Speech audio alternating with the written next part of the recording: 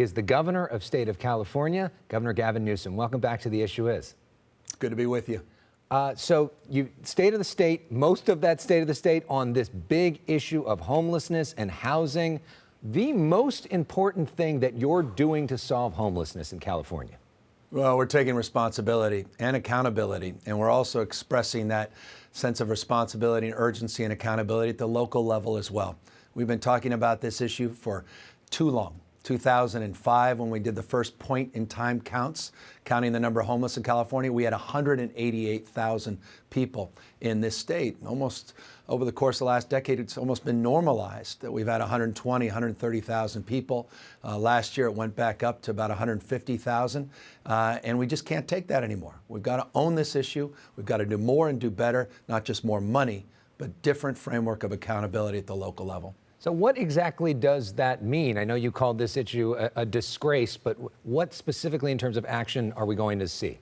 Well, we just put out $650 million of emergency grants that are quite literally going out as we speak to address this issue head on, and that's rapid rehousing, rent subsidies, addressing the needs to expand more shelters, obviously support long-term solutions, more supportive housing. We put out 100 trailers to get families and seniors off the streets. I just put out an executive order, 286 state properties. The first one down in LA on Beacon Street, old Caltrain property, now has been just converted to local jurisdiction to put up some emergency shelters.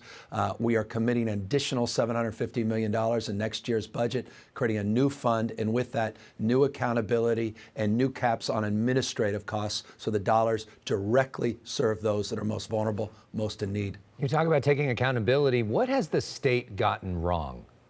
We haven't focused on this issue. We haven't owned it. We've outsourced it to 478 cities, to 58 counties. We've hoped and prayed it went away. Politicians don't want to touch this. This is not a good interview for me. The minute you identify yourself with this issue, folks like you rightfully and understandably hold me accountable. It's a tough and vexing issue. As I said, in 2005, we had 188,000 people that deemed homeless. It's about 35,000, again, more than today. But what's different today is there's a sense of despair and frustration that we're never going to fix this. People have seen their taxes increased, and they've just had it. They've had it with me, with all the elected officials, and they're demanding something more and better, and I hear that. But the difference is, not only do we hear it, we actually have a strategy now, a real plan, with it more money, but more accountability than we've ever seen in the past. The last time that I talked with you, you said from a federal government perspective, you need to have housing vouchers from HUD.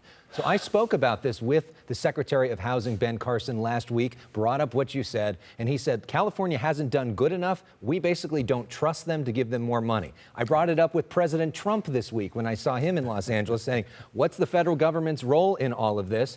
And he said, we didn't have one before, but we could potentially take this over. What do you say to the Trump administration on this issue? Well, be our partners, not sparring partners. Stop. Let's not play politics with this. We're better than that. I met with Secretary Carson. I think he's a good, honorable person as it relates to this issue, and I think he is sincere about his desire to be supportive and helpful, and I hope that extends, and I want to believe it extends to President Trump. But at the end of the day, the most significant and important thing they can do is help us with this, fair market rents. It's one thing to have a voucher from the federal government, but in a high-cost community like Los Angeles or other parts of the state of California, those vouchers go unused because they simply do not provide enough support for the cost of the unit. If they can address that delta, they would have a profound impact. They'd be heroes in this space. We're not waiting for that. We're taking responsibility, but we're hoping that regardless of who's in the White House after November, January of next year, that we can see a renewed sense of urgency and commitment and partnership. We've done a lot of reporting recently on this issue of Prop 47, which some people have said in law enforcement that has actually made the homeless situation worse. This is something that you were in favor of. It was a decriminalization or taking certain drug convictions from felonies to misdemeanors. Do you think that Prop 47 has made us more safe, and do you think that it has made the homeless situation worse? I don't think there's any evidence. It's anecdotal, and there's been a number of studies, and I may be a little old-fashioned. I believe in science, and I believe in data and facts, not assertions. And so the data and the facts that have currently been put in place and been brought to the public's attention do not bear that out. What is important to note is a lot of people's lives have radically changed because we've been able to focus on rehabilitation, focusing on giving people second chances. But one thing I do want to make clear, just because it's no longer a felony to steal something doesn't mean you can't be held to account.